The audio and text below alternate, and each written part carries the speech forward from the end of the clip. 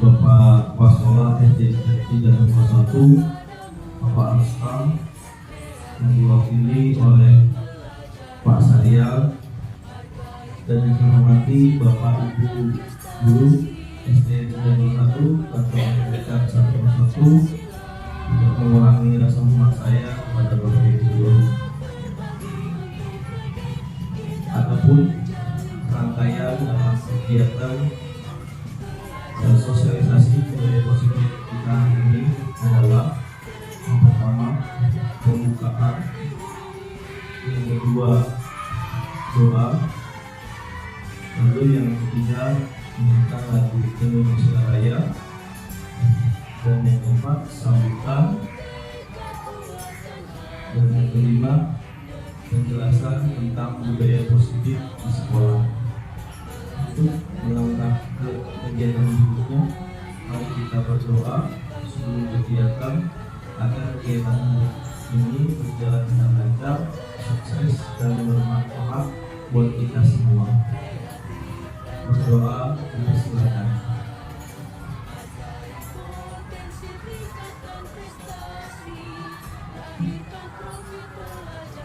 Doa selesai.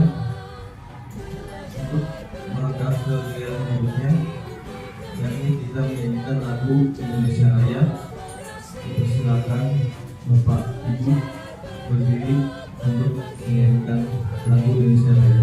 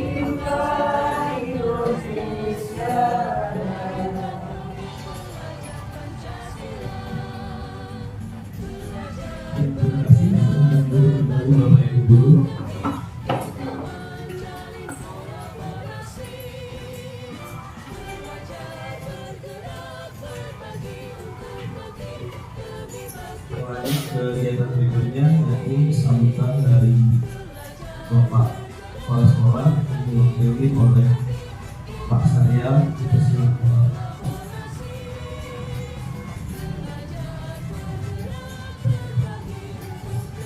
Bismillahirrahmanirrahim. Assalamualaikum warahmatullahi wabarakatuh. Salam dan bahagia Ibu Bapak Guru hebat. Terima kasih. Mohon maaf izin tadi Bapak Kepala Sekolah menyampaikan ada keperluan penting. Beliau harus menghadiri rapat bersama di kantor Satpam Kecamatan Pasarbo. Jadi di sini saya ingin mewakili beliau. Saya juga ingin mengucapkan terima kasih kepada Bapak Syahid, kepada Ibu Sati yang sudah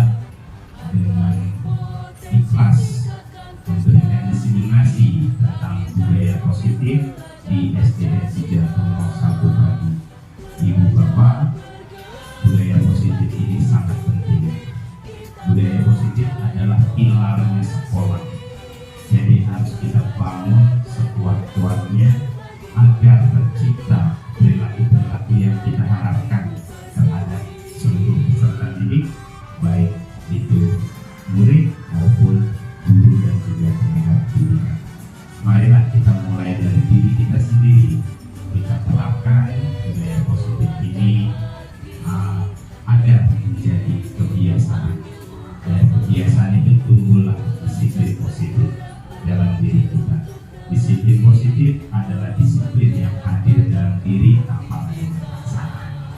Mungkin itu saja pesan-pesan dari Bapak Kepala Sekolah. Semoga kegiatan ini berjalan dengan lancar, selesai sesuai dengan targetnya. Itu saja dari saya. Wabillahi taufiq wal hidayah. Assalamualaikum warahmatullahi wabarakatuh.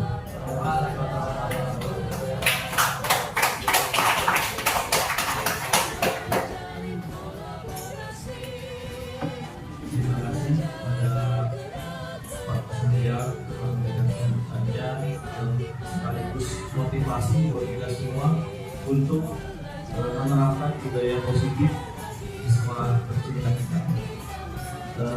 Untuk kegiatan selanjutnya, yakni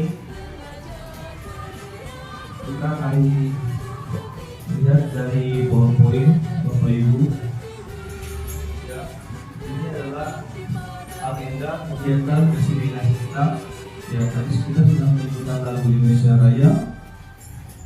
Lalu kegiatan selanjutnya yaitu membuat kesepakatan kelas diseminasi. Ya Bapak Ibu ya.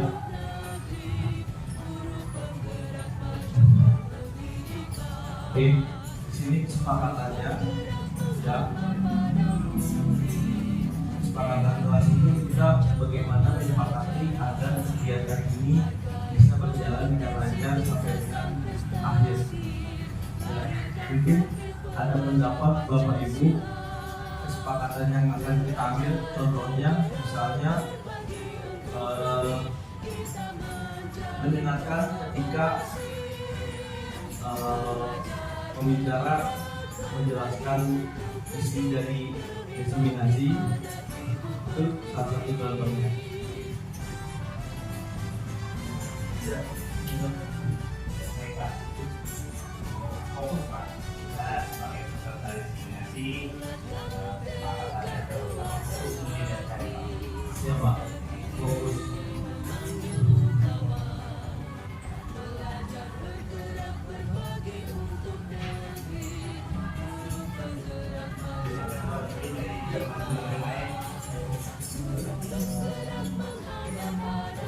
Ada yang lain? Ya.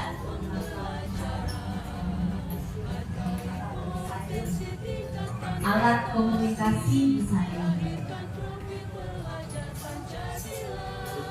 Ada yang lain? Ya, bagus.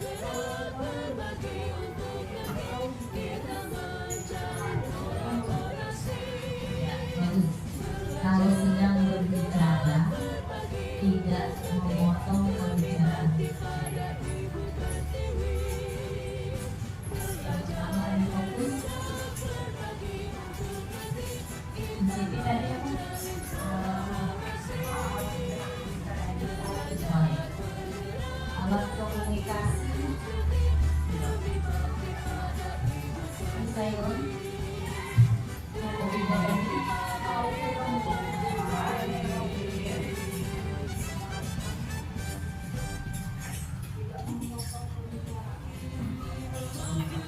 Tidak memotong pembicaraan.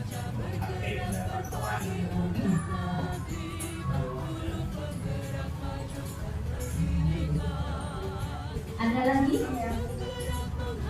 Ayat apa Mas Tim? Mengangkat materi jika ada pertanyaan atau mengangkat tangan. Ada lagi? Buat Sani?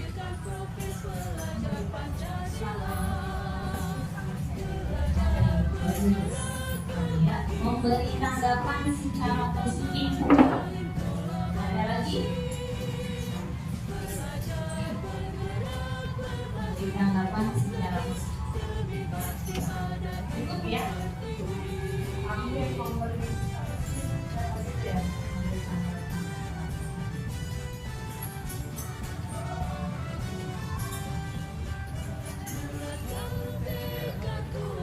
Alhamdulillah, sepertinya cukup ya Bapak Ibu 5 kesepakatan yang kita sepakati bersama. Selanjutnya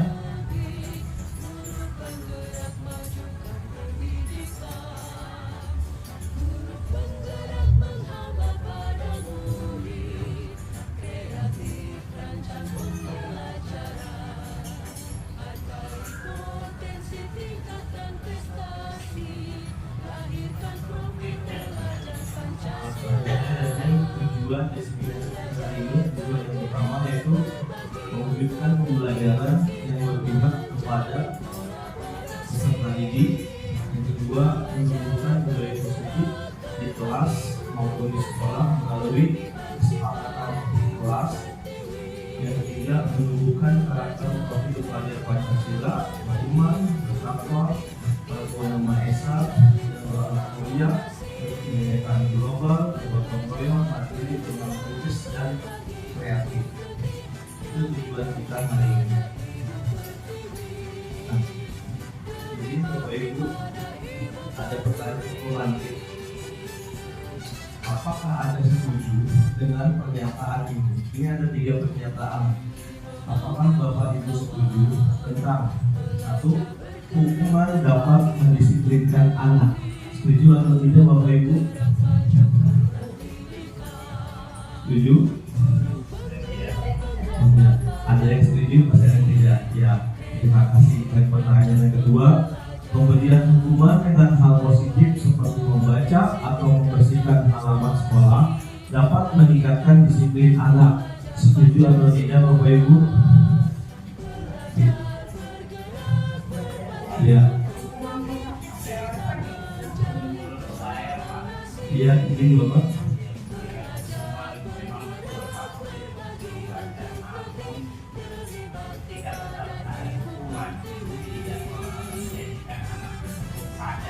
Iya, betul.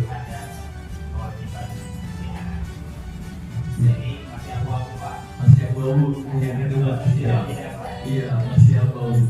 Pertanyaan berikutnya, memberi penghargaan dapat meningkatkan motivasi belajar anak. Setuju atau tidak Bapak Ibu? Oke. Ini penghargaan ya, penghargaan itu banyak macamnya. Bisa menggunakan barang atau sekedar tulisan atau gestur kita kepada peserta didik. Topiknya sekarang bahas ini ada 6 budaya positif. Yang pertama, disiplin positif dan nilai-nilai kebijakan universal. Yang kedua, teori motivasi, hukuman dan penghargaan restitusi. Yang ketiga, keyakinan kelas. Dan yang keempat, kebutuhan dasar manusia dan dunia berkualitas. Yang kelima, restitusi 5 posisi kontrol dan restitusi segitiga restitusi. Untuk topik 1 sampai dengan 3 akan disampaikan oleh narasumber yang hebat, yakni Ibu Sati. Dipersilakan. Terima kasih Pak. Apa kabar Bapak Ibu guru hebat? Kurang semangat. Apa kabar Bapak Ibu guru hebat? Kalau saya katakan SDN Cijantung 01, Bapak Ibu tolong menjawab luar biasa hebat. SDN Cijantung 01 luar biasa hebat. Sekali lagi saya mengucapkan terima kasih atas kehadiran Bapak Ibu semua, sudah meluangkan waktu yang seharusnya bisa istirahat, tetapi harus ikut berpanas-panas ria ya di sini bersama kami. Kami di sini melakukan desiminasi ya, tentang disiplin positif dan nilai-nilai kebajikan universal. Yang pertama adalah disiplin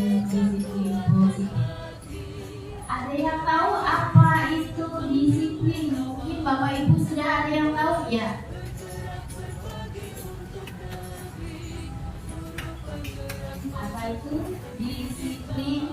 Disiplin itu yang seperti apa sih Bapak Ibu? Ya, silakan Pak Salia.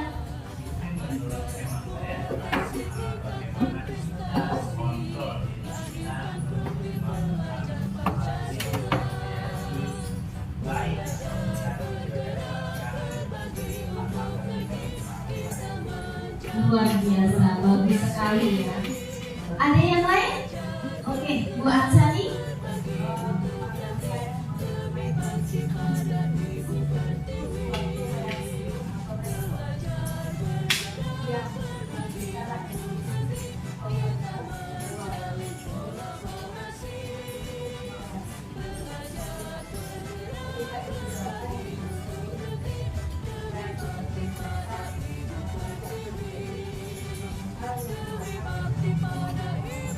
Luar biasa sekali Bu Aksani. Tepuk tangan buat Pak Sariel, Bu Aksani. Yang mulia, ada lagi yang bisa membantu atau cukup?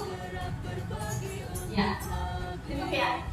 Teori kontrol, teori pilihan dari Dr. William Blazer mengatakan bahwa Anda tidak bisa mengontrol orang lain, hanya Anda yang bisa mengontrol diri Anda sendiri.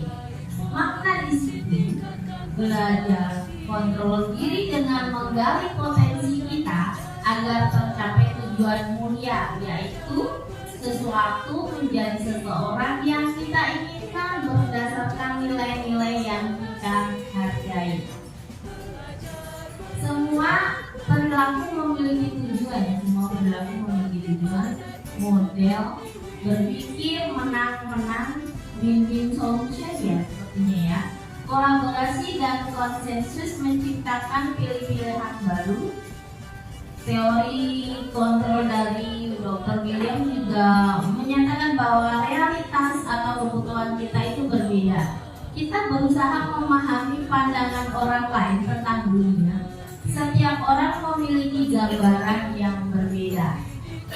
Nah, itu dituangkan dalam 5 kebutuhan dasar manusia, yaitu salah satunya bertahan hidup, yang kedua adalah penguasaan, yang ketiga kasih sayang, rasa diterima, kesenangan, dan kebebasan.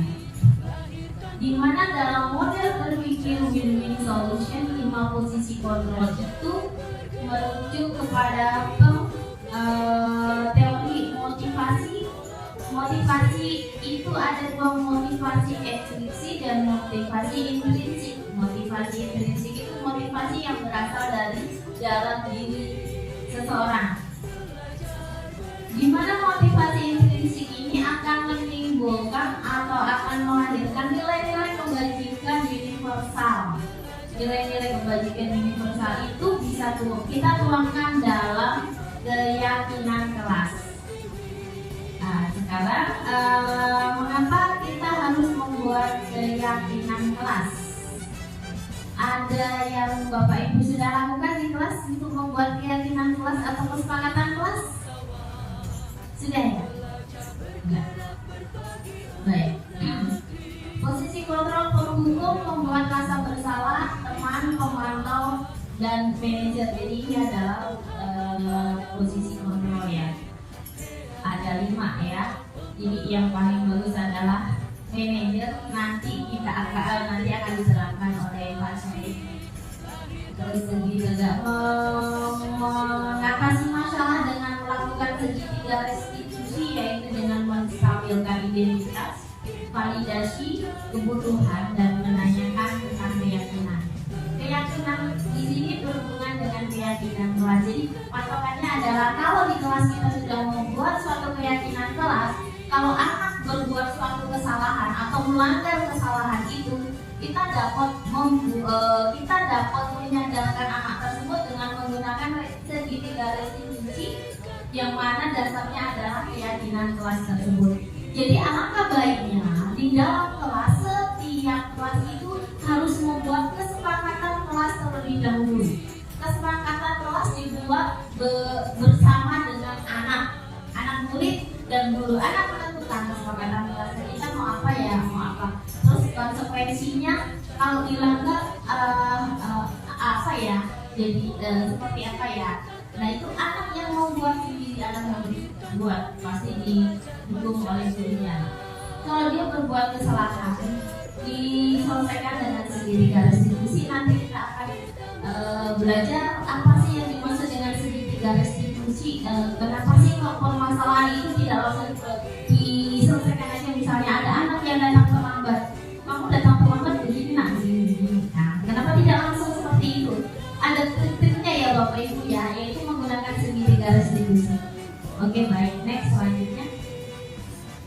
Ini adalah makna disiplin yang berasal dari bahasa Latin disiplina, yang artinya adalah belajar. Makna asal dari kata itu berkonotasi dengan disiplin diri dari murid-murid Socrates dan Plato.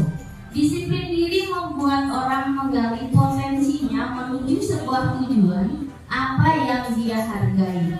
Namun dalam budaya kita, makna kata disiplin telah berubah menjadi sesuatu yang dilakukan seseorang oleh pada orang lain untuk mendapatkan kepatuhan.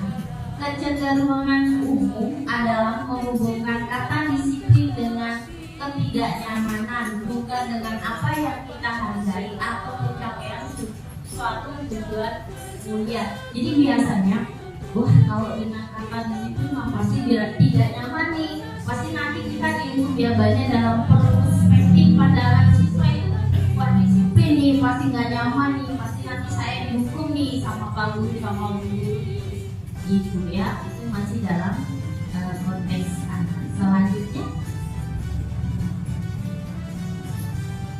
Selanjutnya adalah nilai-nilai kebajikan universal. Nilai-nilai kebajikan adalah sifat-sifat positif manusia yang merupakan tujuan mulia yang ingin dicapai oleh setiap individu. Nilai-nilai itu bersifat universal atau umum, luas ya, dan lintas bahasa, suku, bangsa, agama maupun latar belakang. Bahwa setiap perilaku atau perbuatan itu memiliki suatu tujuan.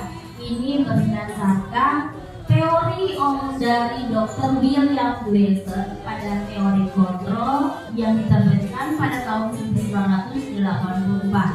Dengan mengaitkan nilai-nilai kebajikan yang diyakini seseorang, maka motivasi intrinsiknya akan terbangun sehingga menggerakkan motivasi dari dalam untuk dapat mencapai tujuan mulia yang diinginkan. Ini menurut Diane Dawson yang ditulis pada tahun 1998. Nilai-nilai kebajikan yang ingin dicapai oleh setiap anak Indonesia kita kenal dengan profil pelajar Pancasila, yaitu apa saja?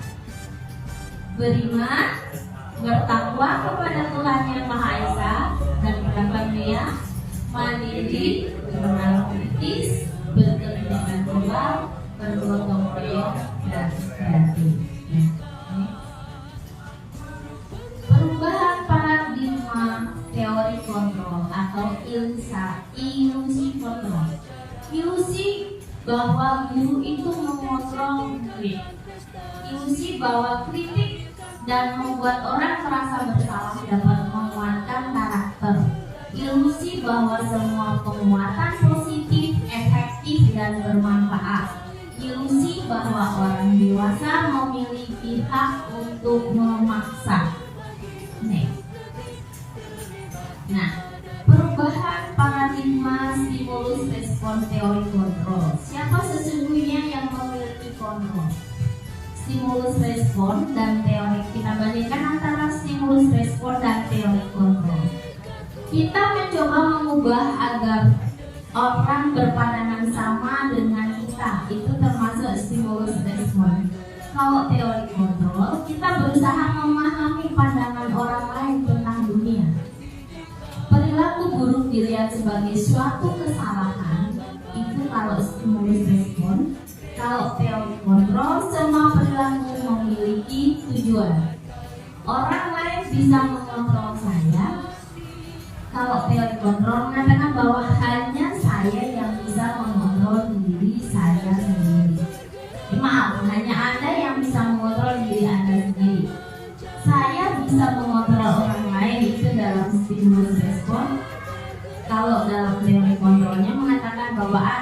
tidak bisa mengontrol orang lain. Pemaksaan ada pada saat rujukan gagal.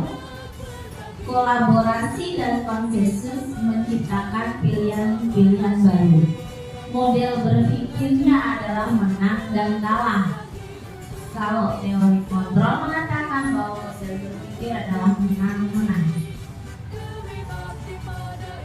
Teori motivasi, hukuman, dan penghargaan restitusi. Teori motivasi perilaku manusia itu ada 3 motivasi ya. Motivasi eksternal, motivasi eksternal dan motivasi internal, tujuan disiplin positif. Untuk menghindari ketidaknyamanan hukuman, apa yang akan terjadi apabila saya tidak melakukannya? Untuk mendapatkan imbalan dari orang lain, institusi apa yang akan saya dapatkan apabila saya melakukannya? Untuk menghargai diri sendiri, saya akan menjadi orang yang seperti apa bila saya melakukannya.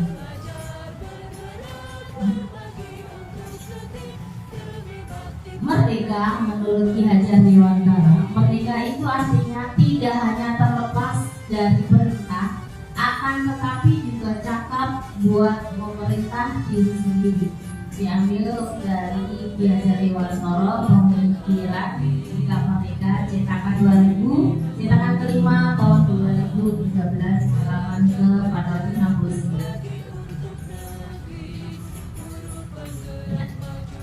Apa itu restitusi? Ya tadi ya, yang jika anak membuat suatu kesalahan kita selesaikan dengan segitiga restitusi. Nah, restitusi sendiri adalah proses menciptakan kondisi bagi murid untuk memperbaiki kesalahan mereka sehingga mereka bisa kembali pada kelompok mereka dengan karakter yang lebih kuat. Restitusi juga merupakan proses kolaboratif yang mengajarkan murid untuk mencari solusi untuk masalah mereka dan membantu murid berpikir tentang orang seperti apa yang mereka ingin menjadi atau tujuan mulia dan bagaimana mereka harus memperlakukan orang lain. Jadi yang lebih tepat, jika anak membuat suatu kesalahan, itu bukan langsung kita kamu salah nak, kamu gini, tapi tidak. Tapi kita dengan segitiga restitusi kita akan bertanya, alasannya apa? Kenapa kamu berbuat seperti itu? Ya. Selanjutnya kita akan ke 9 ciri-ciri restitusi, bukan untuk menebus kesalahan, namun untuk belajar dari kesalahan. Memperbaiki hubungan, tawaran bukan paksaan. Restitusi menuntun untuk melihat ke dalam diri. Restitusi mencari kebutuhan dasar yang mendasari tindakan. Restitusi diri adalah cara yang paling baik. Restitusi fokus pada karakter bukan tindakan. Restitusi fokus pada solusi.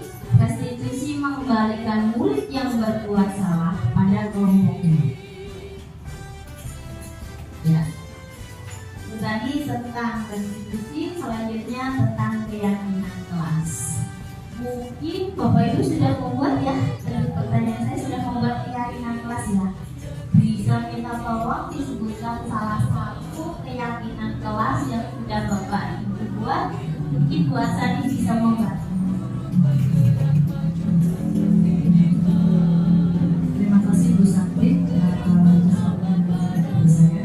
Jadi untuk keyakinan kelas, alhamdulillah sudah saya terapkan pada anak saya terutama kelas 1A. Di sini setiap awal pembelajaran, di awal kita mulai apa saja yang harus kita sepakati antara guru dan siswa. Bukan hanya siswa yang tidak tuntut untuk sepakati, tapi guru pun sama.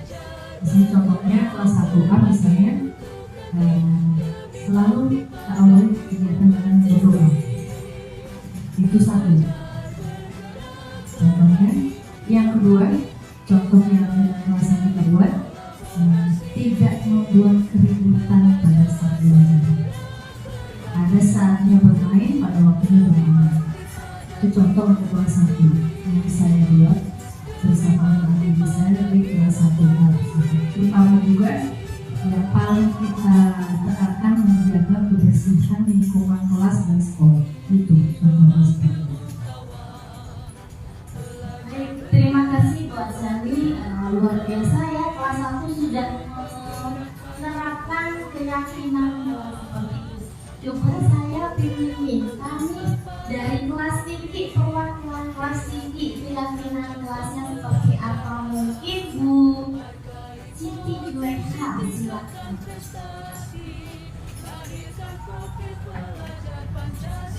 Terima kasih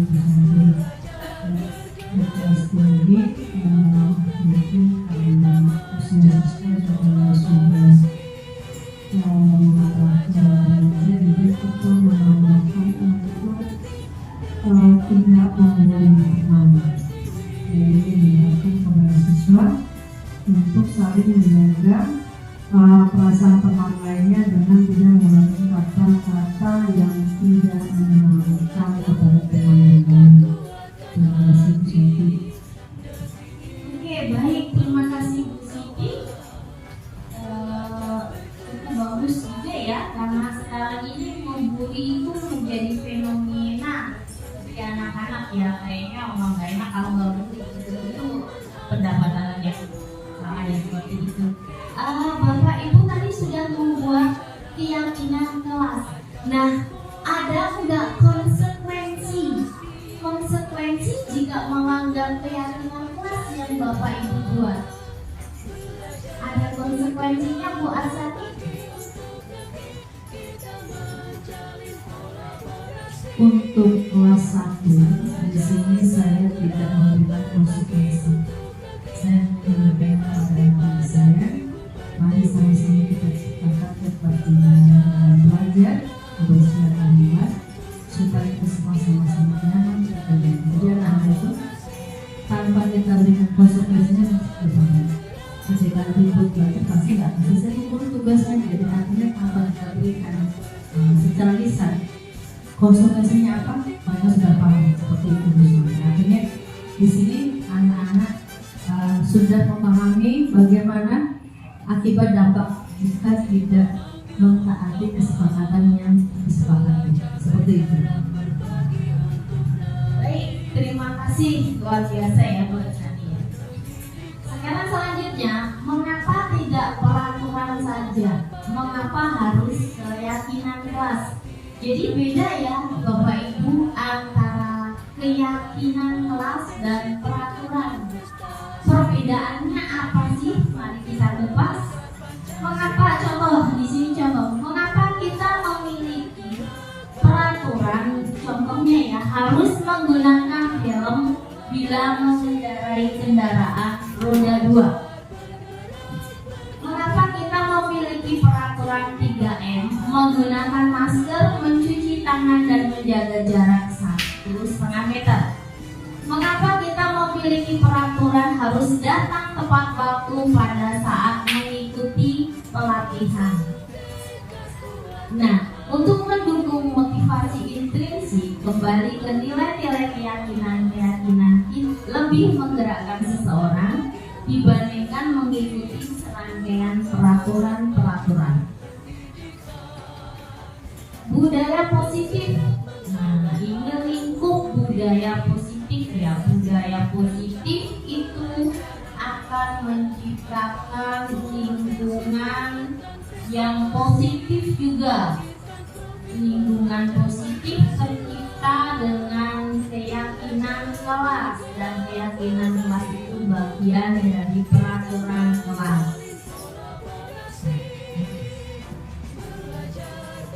Nah, yang mana yang merupakan keyakinan kelas? Kesepakatan kelas. Iya, ada program ya. Ada program. Datang tepat waktu, mengucapkan salam, menjaga kebersihan sekolah, berdoa sebelum dan sesudah kegiatan, aktif dalam belajar Yang ini adalah kesepakatan kelas. Kami guru dan murid yang saling menyayangi, kami murid yang semangat belajar, kami murid yang peduli dengan teman-teman. Itu adalah kesepakatan keyakinan. Yang kami itu berarti adalah keyakinan kelasnya. Jadi dari kesepakatan kelas dituangkan ke dalam keyakinan kelas. Next, berikutnya. Nah, untuk melakukan kegiatan pendalaman tentang keyakinan kelas, kami menggunakan namanya adalah tabel T dan Y ya, istilahnya T dan Y. Nah, model tabelnya seperti itu. Kenapa sih kok dinamakan T dan Y? Yang sebelah sana itu adalah muat bentuknya T, tampak seperti, tidak tampak seperti, diterima dan dimiliki, itu tabel T. Nah, kalau tabel Y ini yang seperti ini, terdengar, terlibat, berperilaku, bekerja. Nah, hormat, kami meyakini bahwa sangat penting untuk menghormati semua orang dan barang milik orang lain.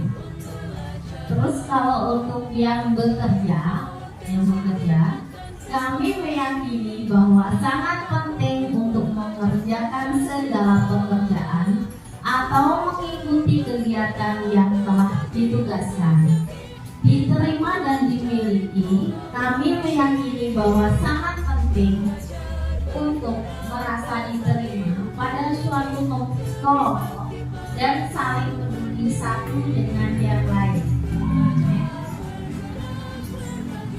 Kegiatan masih sama ya, terdengar itu termasuk terdengar itu misalnya satu orang berbicara, yuk saya bantu, kita bisa selesaikan ini bersama.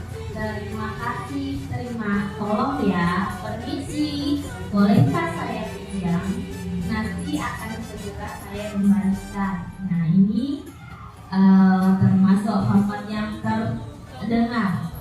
Kalau berperilaku gimana terhadap keyakinan kelas, berperilaku yang benar adalah tersenyum ramah, memberikan salam hormat, bisa dengan menjabat tangan, meletakkan tangan di dada atau saling juga bisa ya.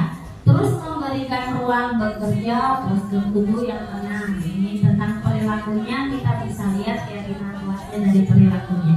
Kalau terlihat keyakinan kelas itu sudah terlihat di siswa itu, bagaimana cara kita melihatnya? Dengan siswa mempunyai empati terhadap perasaan orang lain. Kalau murid kita sudah punya empati terhadap orang lain, berarti sudah terlihat ya keyakinan kelasnya sudah terbentuk.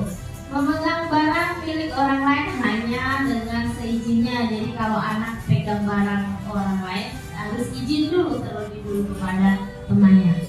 Mendengarkan dengan sesama, senantiasa berbuat baik dan saling berbagi. Tampak seperti kalau datang tepat waktu, yang tidak tampak itu sering datang terlambat, sering hadir terlambat, menyapa teman dan guru setiap hari itu sudah tampak ya. Kalau anak yang acuh tak acuh terhadap teman dan gurunya, berarti dia tidak nangis, berarti belum mendalami ya. Mengembalikan barang teman yang telah dipinjam dengan mengucapkan kata terima kasih atau magic word-nya adalah terima kasih. Ada juga anak yang tidak mengembalikan barang yang telah dipinjam dan meletakkannya sembarangan. Nah, ini berarti belum tampak terukur ini keyakinan kelasnya. Terus misalnya tekun bekerja dan menyimak guru. Terus bagi anak yang belum memiliki keyakinan, tidak mendengarkan guru dan acuh tak acuh.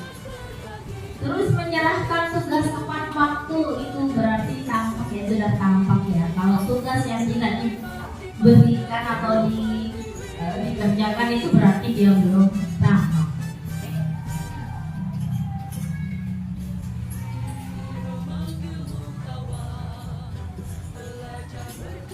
Ya, sekarang kita akan bermain tentang peraturan dan keyakinan. Selalu kembalikan buku ke tempatnya. Peraturannya, ayo, keyakinan kelasnya, contohnya apa? Kata-kata dari intinya tuh harusnya anak itu mengembalikan buku pada tempatnya. Peraturan kelasnya harusnya bagaimana? Bagaimana? Kembalikan buku pada tempatnya. Boleh. Dilarang mengganggu orang lain. Nah ya, nih keyakinan kelasnya bisa kita bentuk dengan apa? Ya, kami tidak mengganggu, ya, tidak mengganggu orang lain. Hadir di sekolah 15 menit sebelum pembelajaran dimulai, dan kita bikin, karena ini kan online, bahkan sebelum mulai terjadi keyakinan kelas yang kita bentuk, kita tulis, kita sepakati dengan anak apa? Hadir di sekolah tepat waktu. Oke, bagus. Dilarang melakukan kekerasan. Kami tidak boleh melakukan kekerasan. Oke. Nah, sebelum banget ya, dilarang menggunakan narkoba.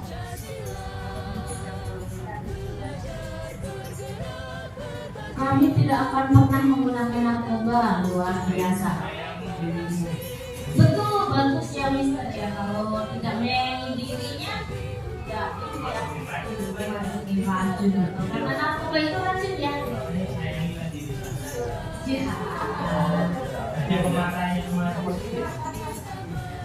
Sama juga dengan merokok ya Bapak ya. Minta izin ya. Kalau merokok itu kan memberikan racun ke dalam tubuh. Oke, baik, terima kasih ya, biar tidak bergantian atau menunggu giliran. Nah ini kira-kira apa ini? Nah, misalnya mau nonton nih. Budayakan asli, bagus. Apa lagi? Budayakan tertib, bagus sekali Pak Randy. Apa lagi? Ibu Fatimah. Boleh, silakan.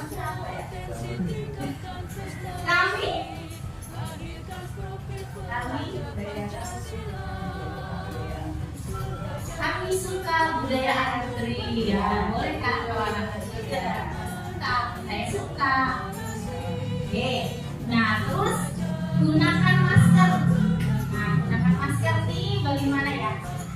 Walaupun sudah lewat tapi nggak apa-apa karena sekarang ini masih musim panas ya, musim panas banyak debu kan kita harus pakai masker.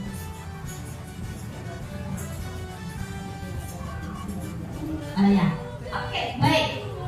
Selalu kembalikan buku pada tempatnya itu merupakan tanggung jawab ya, merupakan tanggung jawab. Kalau dilarang mengganggu orang lain itu artinya kita harus menghormati orang lain. Kalau hadir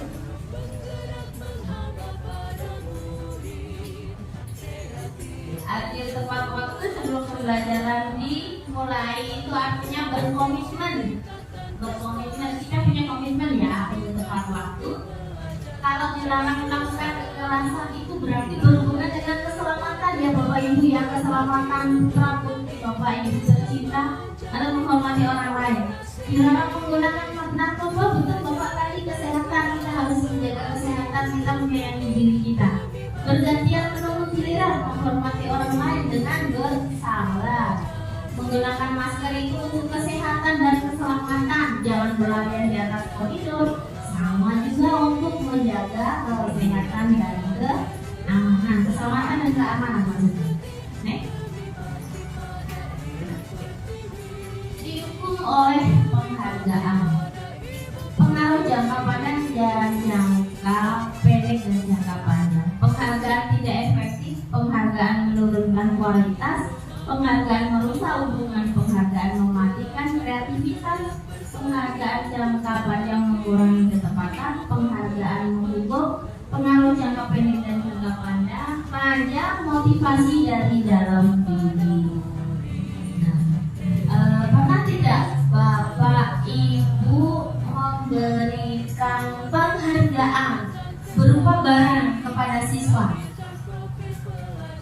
reward, stiker lah, stiker.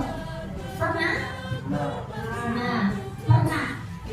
Menurut Bapak Ibu, penghargaan yang berupa reward stiker misalnya seperti itu kira-kira masuk ke mana ya di sini ya?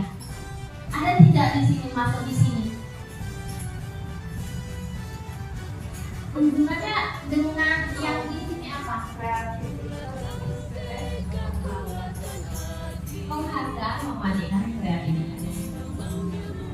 Nah, mungkin pertanyaannya begini. Sekarang saya contohkan, kalau setiap betul sekali. Motivasi dari dalam diri ini hubungannya dengan motivasi dari dalam diri.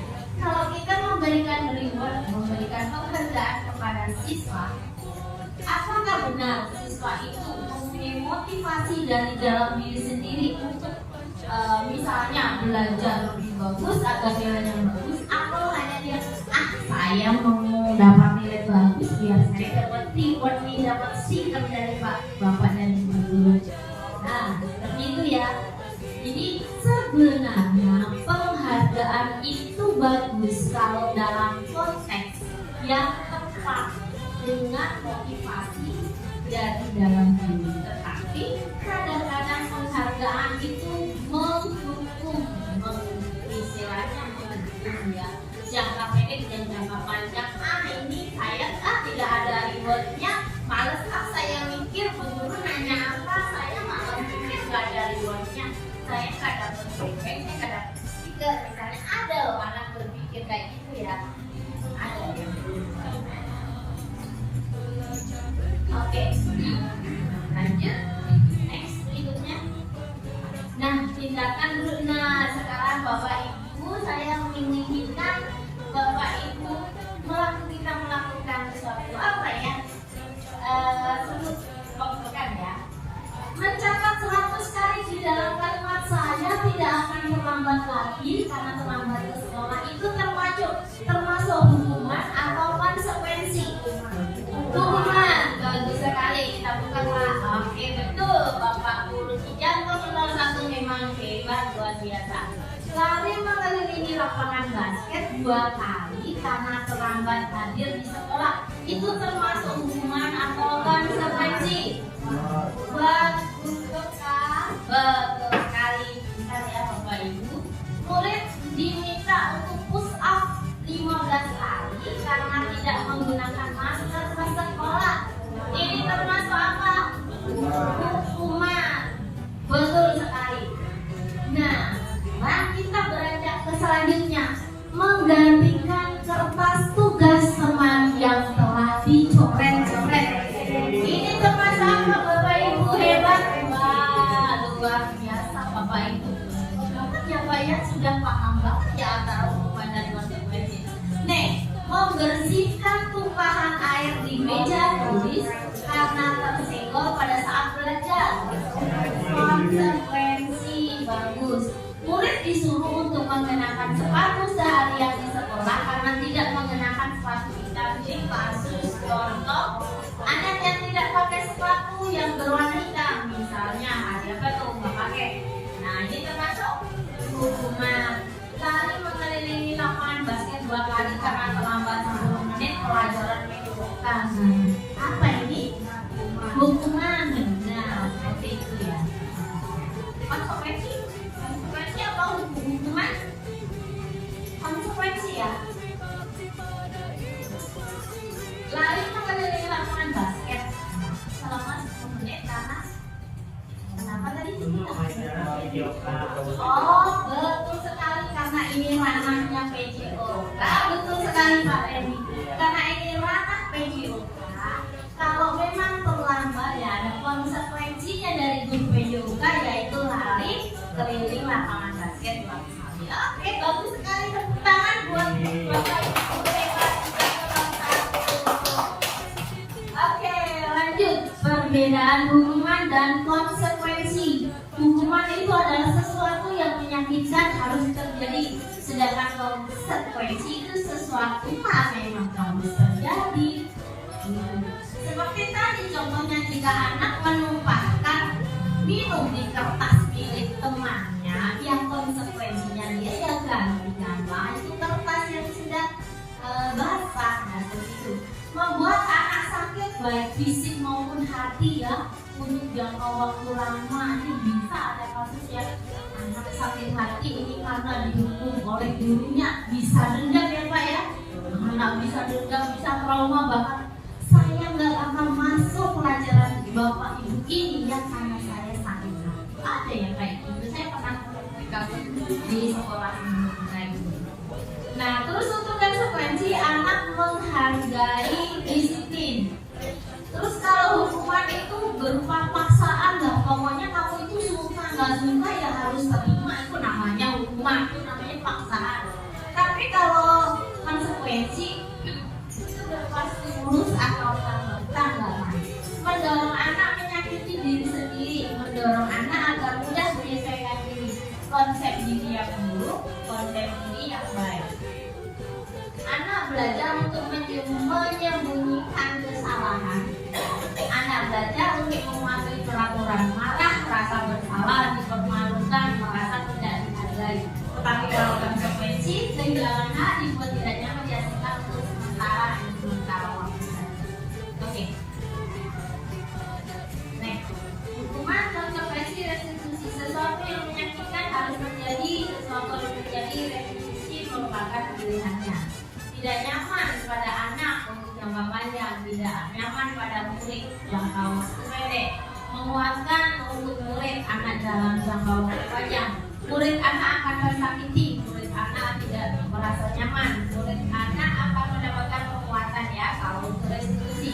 Perilaku pasif agresif meningkat kalau hukuman ya, pasif agresif meningkat.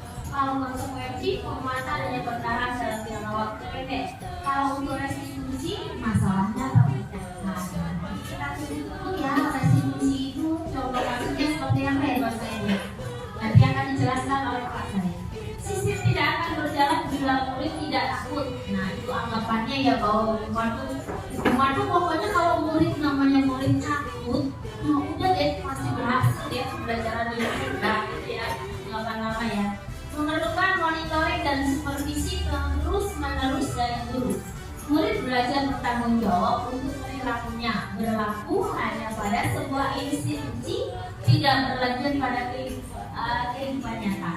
Membantu penerapan, mengikuti peraturan dalam masyarakat, dan fokus pada pemecahan masalah dalam jangka waktu yang panjang. Peraturan adalah misalnya nih dengan kata kamu harus ini, nah ya. Apa peraturan yang mampukah kamu melakukannya? Terima kasih. Kalau dengan restitusi, apa yang kamu yakini, apa yang bisa kamu lakukan untuk memperbaiki permasalahan tersebut? Next slide. Oke, kita speaking dulu yuk.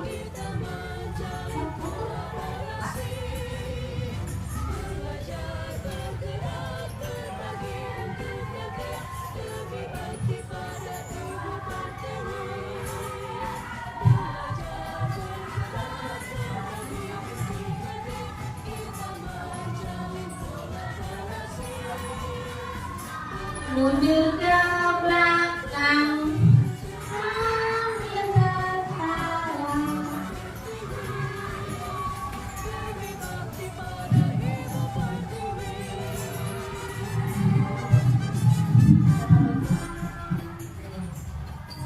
Oke, mungkin Bapak Ibu dulu sudah ada yang bisa ya, tolong dibantu. Yuk. Ya, lagi ya, ayo. Ya kakak, ini guru kita yang cantik silakan membantu saya untuk melakukan ice speaking. Bapak Ibu untuk ice speaking kita lebih seru kayaknya berdiri deh. Nah, ayo ya. Ini kita dengan kawan berita ya Bu, ice speakingnya. Jadi kalau maju ke depan sambil tertawa, Oke, boleh.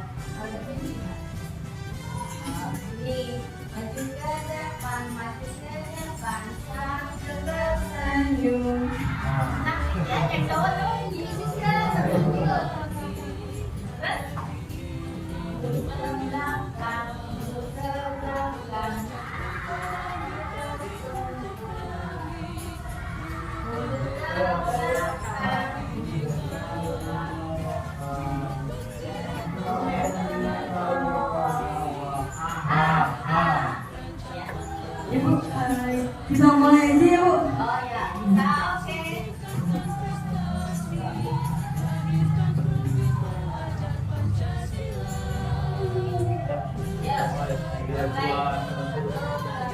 Maju ke depan, maju ke depan, sambil tersenyum. Mundur ke belakang, mundur ke belakang, sambil tertawa. Ha-ha. Di gulung-gulung, di gulung-gulung, bertepuk tangan. Lompat-lompat, melompat-lompat, teriak hore, hore. Sekali lagi, mereka suara. Ya. Baik, langsung aja. Ya.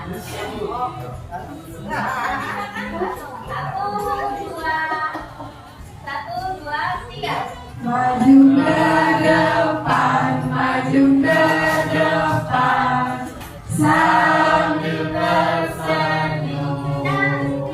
Mundur ke belakang, mundur ke belakang, sambil tertawa. Ha-ha. Di gulung-gulung, di gulung-gulung, bertepuk tangan. Melompat-lompat, melompat-lompat, teriak hore, hore.